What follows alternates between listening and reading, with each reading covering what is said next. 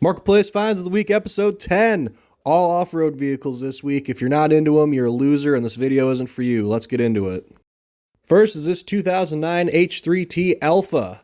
And if you don't know, Alpha basically in this circumstance means that it has a V8 in it, as opposed to whatever 2.3, 3.2 liter 5-cylinder that was standard at the time for the Hummers. The only real notable difference between the H3T and the regular H3 is that, well, obviously the H3T has a bed, and I would argue looks a lot better, but that's just a personal opinion. Anyway, here's one last side profile of it. I'll give you the real quick description because this guy didn't have a lot to say about it, and we'll move on to the next one.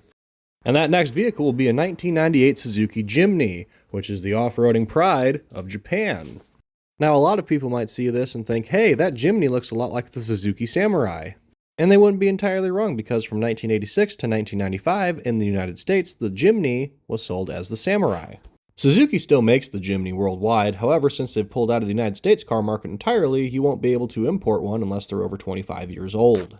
Once again, here's a description. One last vehicle to go.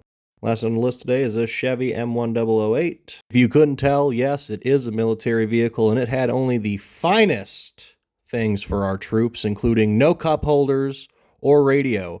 But you could black out all the lights on the vehicle in an attempt to stealth yourself, which would be a great thought if the loud-ass diesel engine wouldn't immediately give your position away. How do I know this? Because I used to own an M1009.